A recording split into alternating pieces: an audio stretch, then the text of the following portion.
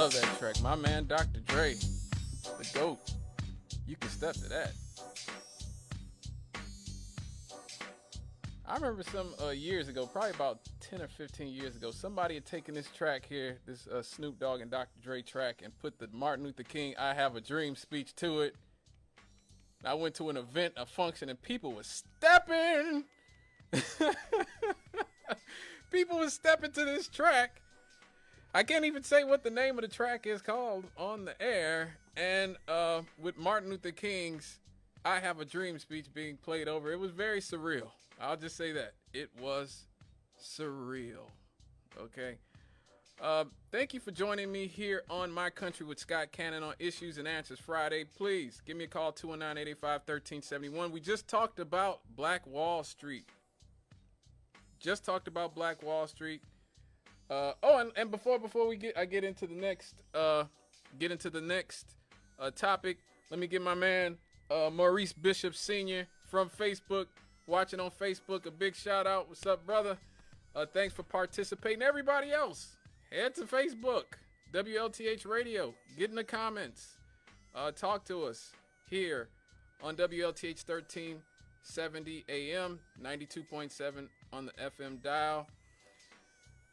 This story is not necessarily a story I like doing because we just talked about the political football. We just talked about the political football and not liking being used as a political football as African Americans. And this is a story that unfortunately has to be done. We have to talk about this because if we don't, then right-wing conservative media will talk about it and will use the fact that we're not talking about it as some sort of confirmation that our whole movement for justice is fraudulent.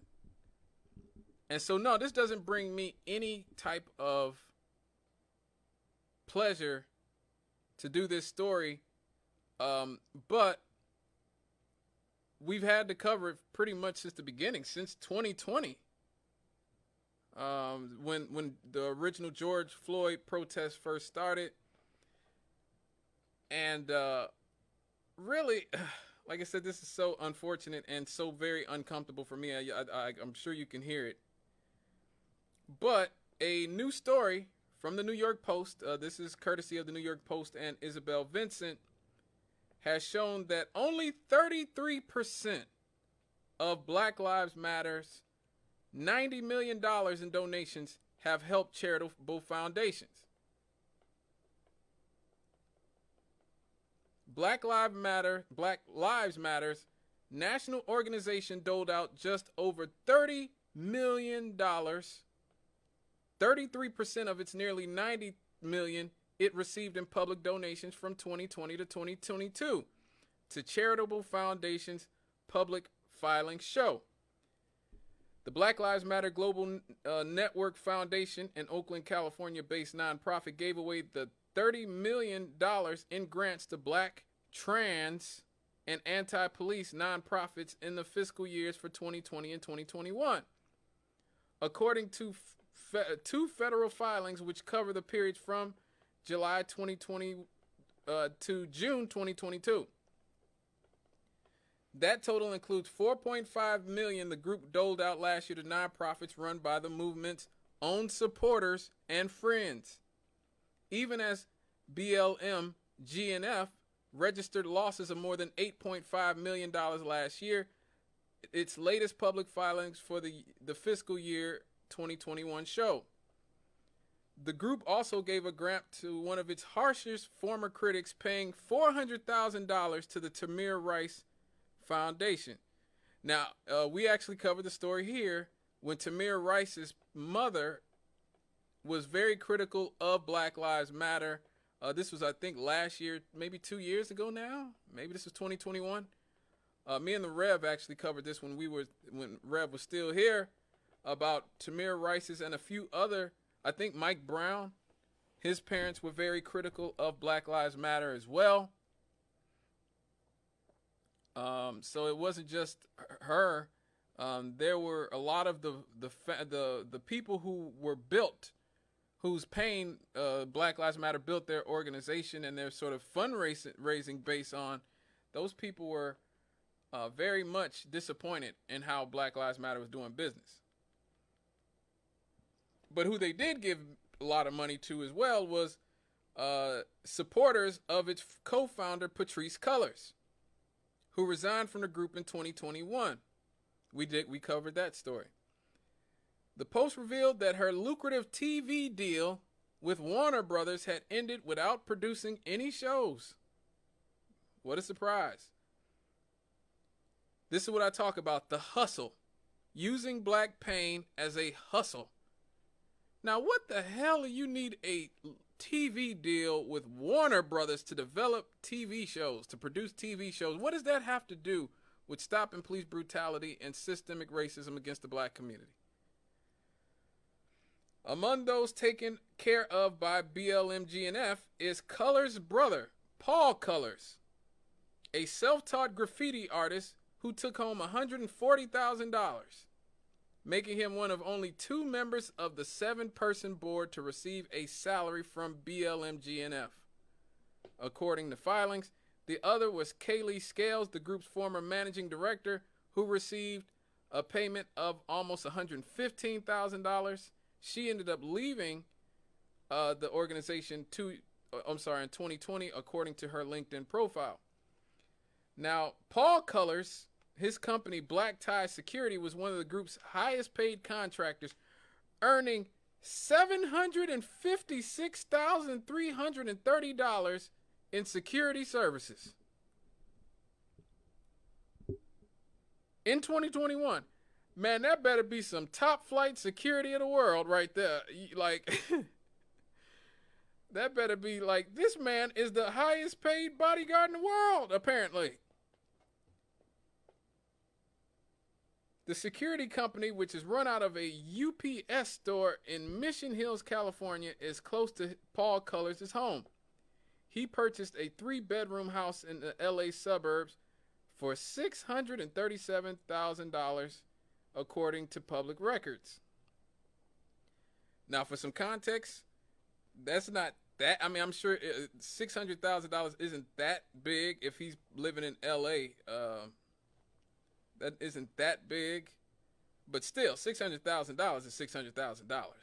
That's probably worth more than all the houses on my block here in Gary.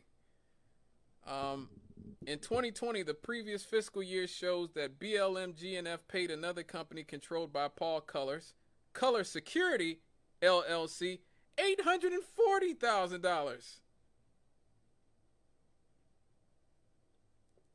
So he got paid $756,000 for security services with his company Black Tie Security.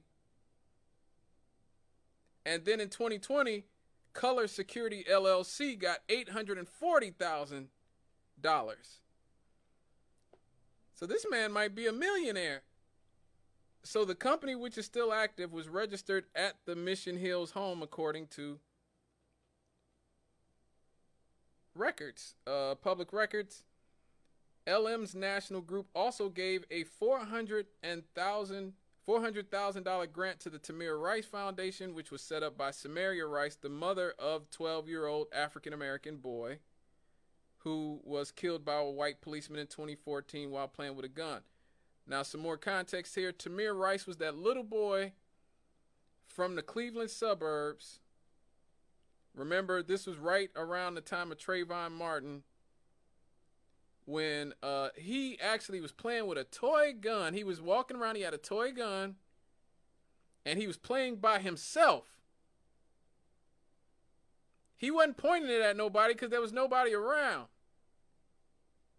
He was, and the video shows this, he was just out there by himself, being a little kid, playing with a little toy gun. And the cop came up and shot him in less than 2 seconds. The cop shot him in a second. Literally a second. And so that's who Tamir Rice is, for those who do not know. Now, Samaria Rice, his mother, started her foundation in 2018 to conduct after-school programs for at-risk children, and she had been, as I said earlier, a critic of Patrisse Cullors and Black Lives Matter.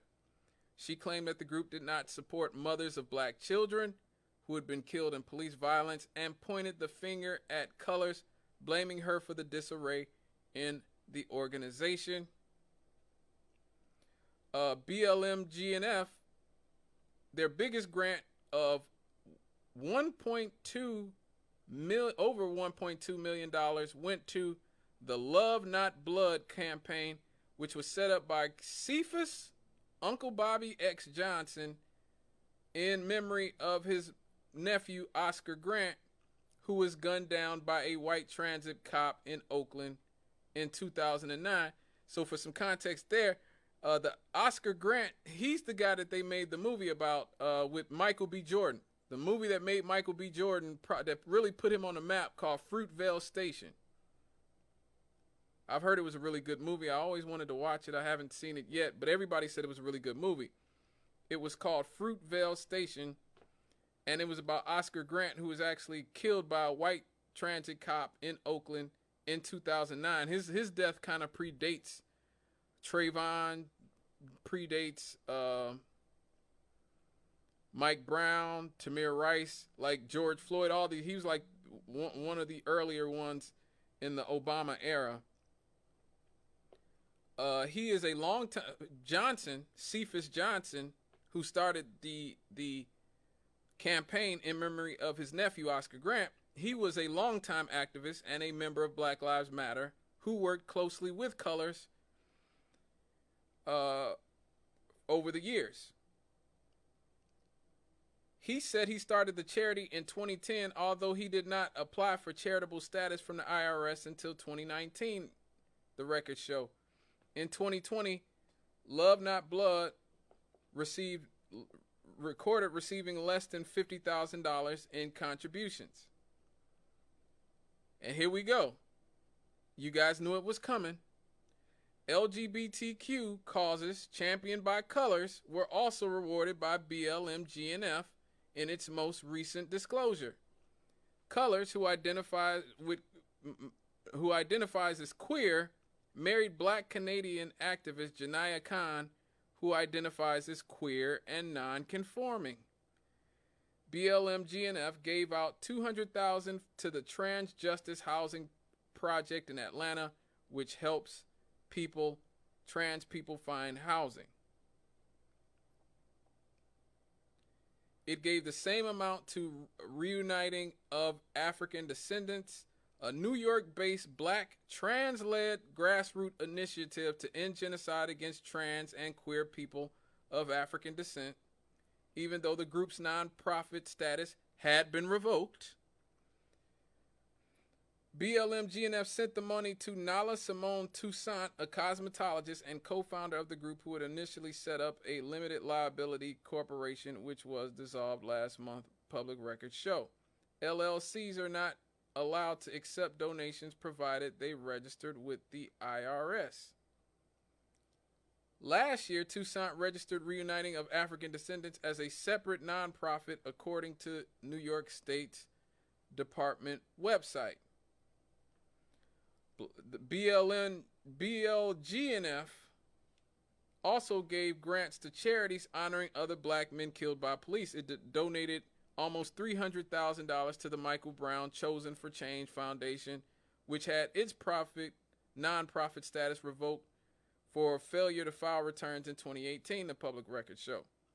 The group was set up in 2015 to honor Michael Brown, an 18-year-old Black man who was killed by a white police officer in Ferguson, Missouri in 2014. Remember the Michael Brown case? He was killed by, I believe the cop that killed him, his name was Darren Wilson, I want to say. I believe his name was Darren Wilson. And this was sort of where Black Lives Matter, this was sort of where you first started seeing the type of riots and stuff, because in Ferguson, there were a lot of riots involved. And never forget, my guy, what was this man's name? Oh, I'm thinking of the activist. I'm blanking. Darren Shields. Darren Seals, I'm sorry. Darren Seals talked about Black Lives Matter specifically. He was a part of the original Ferguson activist. The original Ferguson activist. He called them out by name, and this is what he had to say about it. But we talking about Black Lives Matter campaigns, but they all the same. Like, they all run together. It's this little gay cult, Twitter fingers, like my man Cap call them, Twitter activists, because they don't do shit, but they don't do shit to tweet while we was in the streets, you know, turn shit up, you know, protest, you know. I mean, certain people was protesting, certain people was rioting, certain people was you know, organizing and, you know, making moves.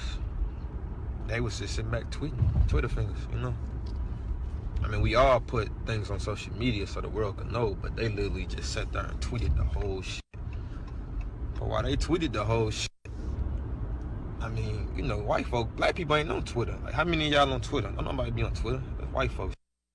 So while they tweeting, they playing cat and mouse with the white folks. You know, they racist. They hiding behind fake pages on Twitter, going back and forth, retweet. It's like a big show, you know. So you got a lot of people sending them money, turning them into stars. Oprah tweeting at her and all that. They calling her the face of Ferguson. Don't nobody know who she is. She ain't the face of shit. Wasn't even out there. When she came out there, she just sat there and tweeted. Like, what you face of Twitter? That's what I call them. But anyways, man, a lot of people don't understand Black Lives Matter as an organization. They think it's just a hashtag and people just saying, man, anytime white folks are part of it, they put it in the media, something behind it. Believe that. I mean, you got a Twitter, but you don't be on them. I ain't never seen you on Twitter. I got a Twitter too, but it's for real. Like, we use it for promo and shit like that, but we ain't really using it on Twitter. Anyways, feel free to comment and you know, give y'all opinions on this whole Black Lives Matter. But anyways, Black Lives Matter is a bunch of computer nerds. First of all, them being gay is, I don't got nothing against them because they gay. I don't agree with the lifestyle of you know, of homosexuality, but I don't agree with a lot of shit people do. I'm not gonna dislike you because you do some shit people don't like, I don't agree with, ain't healthy for me in their eyes. So we just disagree on lifestyles, but that ain't why. But they use that as a shield when they doing all this. They try to come say, oh, he's just homophobic, he hated. Man, my auntie been married to a woman since forever. Like, I don't agree with the lifestyle because I don't see a long-term benefit of it. You can't reproduce when you messing with a woman, mess with a woman, a man mess with a man. But that don't mean I hate you because I don't hate you for it. I ain't homophobic. Homophobia, I mean, you gotta be. A phobia is a fear. Anybody know me known for a, especially nobody that's gay. What am I afraid of that for? So it ain't about that, but they'll use that to distract people, make them people think like, oh, don't take what he's saying serious because he just some homophobic thug nigga. He just, you know, angry, all that. The whole time they was doing this, I was telling everybody. I made D-Ray in front of everybody. Half the that's mad now took his side then. I'm like, how y'all taking this man's side? Why y'all taking this man's side? But he didn't use none of the money to help Ferguson, none of the money to help the Brown family. I mean, he was just collecting it, you know, building this little campaign off the they try to run for office and all of that. The whole shit was a scheme, and I seen it early because I've been in St. Louis my whole life. Cops kill niggas here every day. People die here every day. Why all of a sudden all these people come here like pretend they care about it so much all of a sudden? That was my whole mentality. Like, where the fuck y'all come from? Where all this fake love come from? You know what I mean? If you weren't here before the media, I ain't take you serious. I don't know who you was. Tyler Quali, any of the other. I really ain't take none of them serious because at the end of the day, y'all came because of the media. End of story. So that was Darren Shields talking about Black Lives Matter. So unfortunately, he was one of the people, and a lot of the original Ferguson activists before the Black Lives Matter came and colonized the whole thing. They all died. This man here, Darren Seals, King D, was found shot in a car that was burned out. And so you see there, he's talking. This is from 5 or 6 years ago. He's telling everybody about Black Lives Matter. I think he's been dead since around 2016, 2017. So he was trying to tell everybody. That Black Lives Matter as a organization was taking advantage and taking liberties with a real legitimate movement and using it to enrich themselves and to push a cultural agenda that has nothing to do with black people. Nothing. So, that was sort of the Ferguson wing of the movement. Now, the Michael Brown Foundation, Chosen for Change Foundation, was set up by Janie Jones, a black mediator who was the spokesman for Brown's father, Michael Brown Sr., and his stepmother, Cal Brown. Another Michael Brown charity, Michael O.D. Brown, We Love Our Sons and Daughters Foundation, set up by his mother, Leslie McSpadden, took home $90,000 from Black Lives Matter GNF Global Network Fund.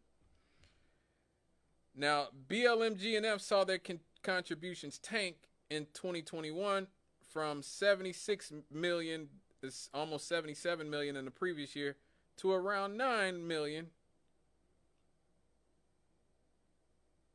And let me see, it recorded total revenues, which include investment incomes of 79 million in 2020 and 8 million in 2021, for a total of $88 million in total revenue. The Washington Free Beacon, which first reported on the disclosures, observed that the foundation had blown through 2/3 of the $90 million it raised in the wake of George Floyd's death in the summer of 2020.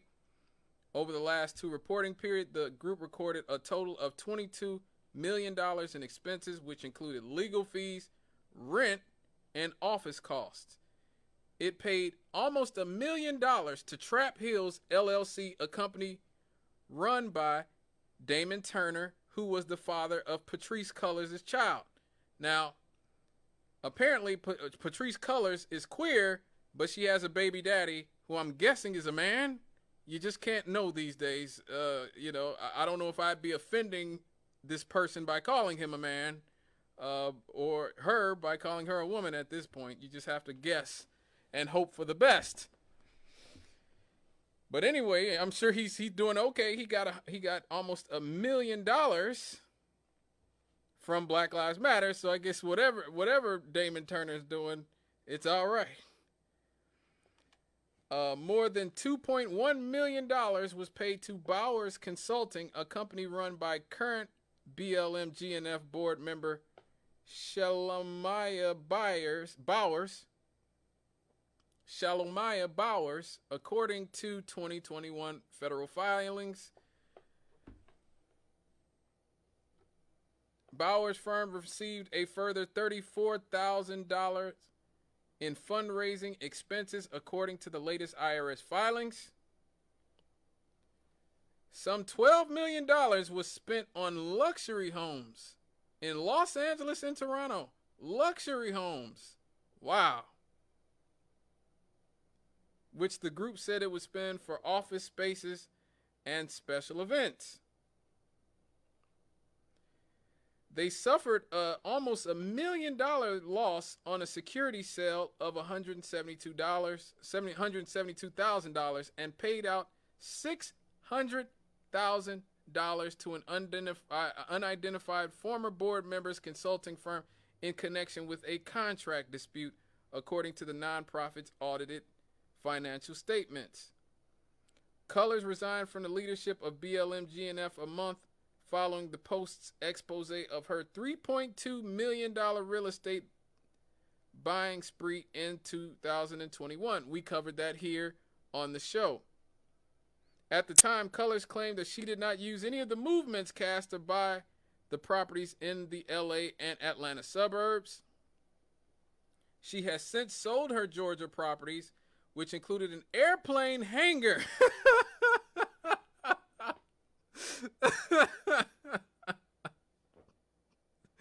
Which included an airplane hangar and a shared runway public records show. I'm sorry, everybody.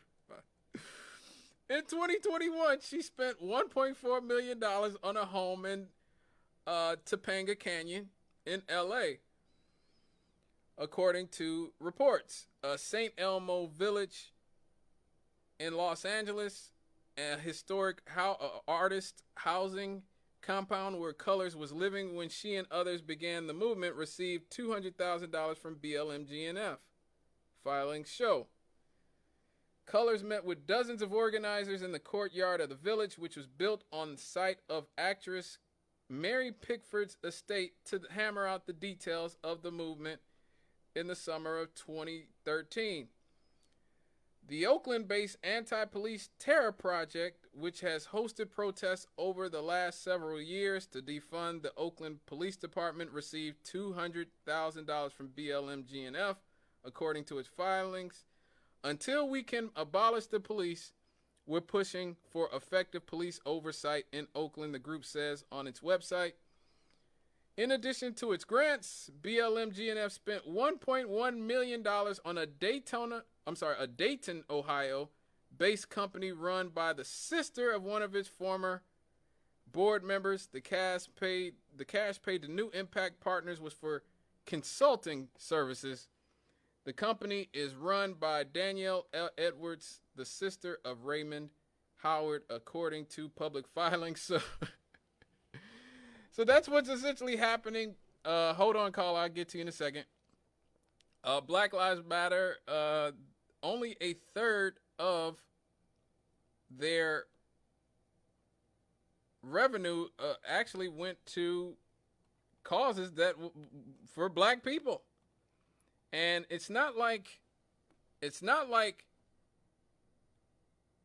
we didn't try to tell you. You know, once again, this is what happens when the sort of cynical liberal identity politics, the sort of forced feminism, the forced LGBT stuff, when you start playing these sort of gender identity and these sort of identity politics game and sort of mixing them with our issues. So many times during the 2020 protest and the aftermath of George Floyd, as black men, we were told, straight black men, we were told that we should just sit down and shut up and not question what Patrice Cullors and them were doing with Black Lives Matter. It's women's time to be at the forefront of Black Lives Matter. It's gay people's time. You know, you guys are just homophobic. You guys are just what they did to Darren Seals. What he just talked about in the video. What he just talked about. If you criticize them in any way, they make you out to be a sexist and a homophobe. That is what they do.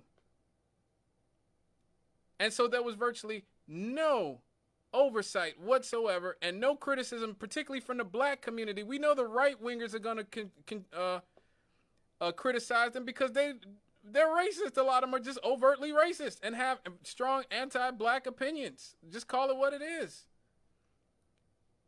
But it was up to us in the black community to make sure that what Black Lives Matter has become was not possible, because ultimately this makes us look bad. And it makes the entire movement for Black Lives look inauthentic. And that's why this is a sad, sad story. I'm going to get to you in a second, caller. I really regret that things have turned out like this. But this once again goes back to our inability as a community, as the black community specifically, okay, to stand up and say, look, your alternative agendas do not represent us. Your agendas don't represent us. Okay? When they said that they're on their website that their mission statement was to dismantle the nuclear family, there should have been black preachers all over America. Now, I know Rev called him out because Rev was calling him out here. So, Reverend Campbell talked about him here. Okay? But there should have been black preachers, black leaders, black politicians all over going, wait, whoa. What does this have to do with police brutality? What does this have to do with poverty? What does this have to do with the capitalist system that exploits the working class and the poor in our communities? What does this have to do with anything? What does this have to do with anything? But you didn't get that. The only people who were making criticisms were conservatives. And so to criticize Black Lives Matter meant that you were conservatives or you were a Republican. And so now this is what we get. They make the whole thing look illegitimate. Let me take this call. Hello, caller. Okay, hey, Scott. What's up? Did you know that the state of Mississippi, they just signed out for being a slave state within the last 16 years? I'm not surprised. Yeah. Anything that I tell you, you always can go to good old Google. Yes. That thing, I mean, those people was actually waiting. The state of Mississippi was actually waiting for slaves to get a slave to come back into existence. Mm. Now they set in slaves in Africa right now. They set in slaves in Africa.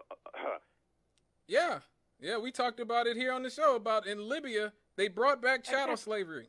Exactly. Now you remember Muammar Gaddafi? Yeah. He was over there saving those. Look, see, they killed. You know what happened to him? They killed him. Mm-hmm. But he was over there helping those. He was over the blacks and saving the blacks away from this. But I'm just letting you know. All I'm telling you, Mississippi just signed out from a slave. Well, you can Google it. Oh yeah. Anything I tell you can Google it. So I'm just letting you know how much hatred that state having is hard for blacks. Oh yeah, absolutely. That's all I had to say. It's all good. Thank you for your call. I'm glad he brought that up because me and Jonathan talked about that. I don't know what year this was. This had to be about 2017, 2018 or something when I think we talked about when Obama was still in office after he destroyed Libya. Yes, Muammar Gaddafi told Obama, he told Hillary Clinton, he told Europe, he said, look, if you guys get rid of me, Africa, what'd he say? Europe will turn black. He literally said that. He said, Europe will turn black if you get rid of me. Because the only thing that was preventing the type of chaos that you're seeing in Libya right now and in North Africa was him. Gaddafi was the only one who was standing up against U.S. Imperialism and sort of the type of imperialism that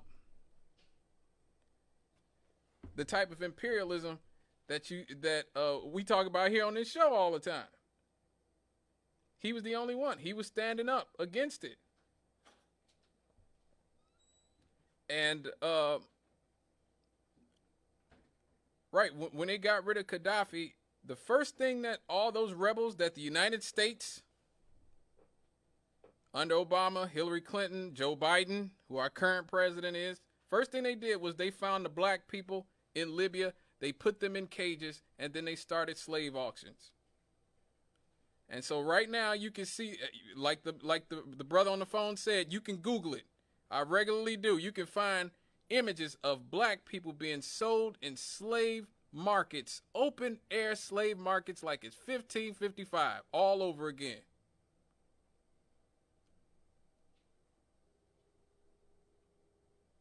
This is what I'm talking about.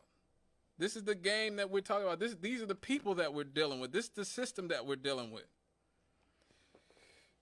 Okay, folks, please stay with us here on WLTH 1370 AM. I am Scott Cannon. This is My Country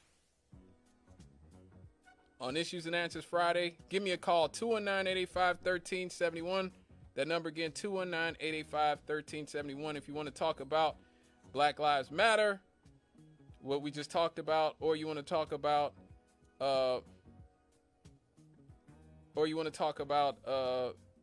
our first topic, Black Wall Street. But when we get back, happy happies.